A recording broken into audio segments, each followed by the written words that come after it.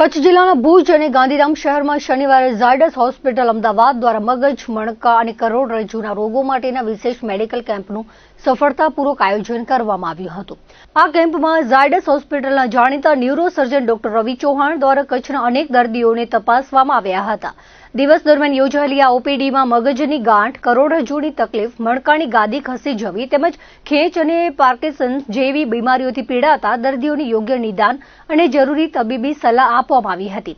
આ કેમ્પની શરૂઆત સવારે ભુજની LNM Lions hospital and research centre ખાતે કરવામાં આવી હતી, જ્યાં મોટી સંખ્યામાં દર્દીઓએ હાજરી આપી નિષ્ણાત ડોક્ટરોની સેવાનો લાભ લીધો હતો. ત્યારબાદ સાંજની ઓપીડી ગાંધીધામની લીલા હોસ્પિટલ ખાતે યોજાઈ હતી. આ કેમ્પ દરમિયાન દર્દીઓએ પોતાના રિપોર્ટ બતાવીને ઓપરેશન વગરની અને સર્જરી દ્વારા થઈ શકતી આધુનિક સારવાર વિશે સચોટ માહિતી મેળવી હતી.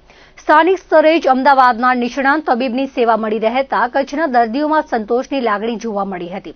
આ આયોજનને સફળ બનાવવા માટે બંને હોસ્પિટલના સ્ટાફ અને ઝાયડસ હોસ્પિટલના મનમિતભાઈ સહિતની ટીમે જહેમત ઉઠાવી હતી.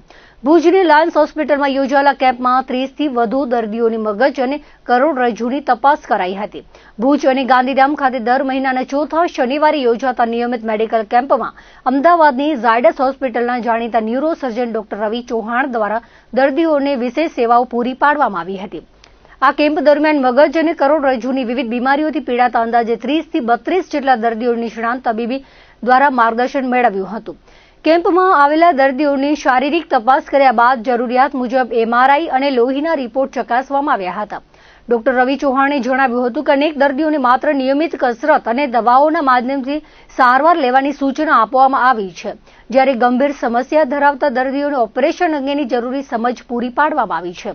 ખાસ કરીને માથાનો દુખાવો, ચાલવામાં અસંતુલન, ખેંચ આવી, યાદશક્તિમાં ઘટાડો અને પેશાબ પરનો કાબુ ગુમાવો જેવી મગજ સંબંધિત તકલીફો તેમજ મણકાની સમસ્યાઓ ધરાવતા દર્દીઓ માટે આ કેમ્પ આશીર્વાદરૂપ સાબિત થયો હતો.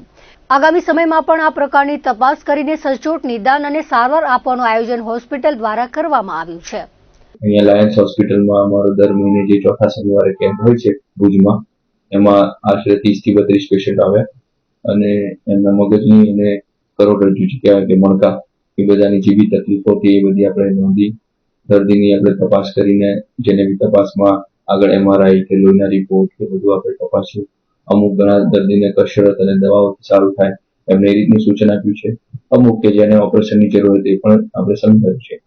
અને મગજમાં બી ઘણા માથાના દુખાવા છે, ઇમ્બેલેન્સ છે, ખેંચ છે, વાઈ છે, બોલવા સમજવા યાદશક્તિની તકલીફો છે, પેશાબ ઝાડાના કાબુની તકલીફો છે. ખેંચ માટે ખાસ આ બધા દર્દીઓ અહીંયા આવતા હોય છે. તેમના માટે બી આગળ કઈ રીતે બધી તપાસો કરીને નિદાન કરીને આગળ સારવાર આપી શકાય એ બધા સૂચવ્યા છે. મગજ અને મણકાના જે બી તકલીફો વાળા જે દર્દી હોય એનું આપણે અહીંયા કેમ્પમાં ઓપીડીમાં આપણે તપાસ, નિદાન અને આગળ સારવારના બધા ઓપ્શન સમજાવીએ છીએ.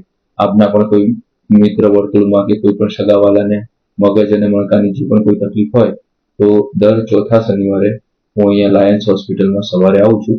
ભુજમાં મારી સવારે ઓપીડી રહે છે અને સાંજે લીલા હોસ્પિટલમાં ગાંધીધામ ખાતે ઓપીડી હોય છે. તો કોઈને બી સગાવાલાને અહીંયા આપણને ચિહ્નિત કરવા હોય તો મોકલી શકો.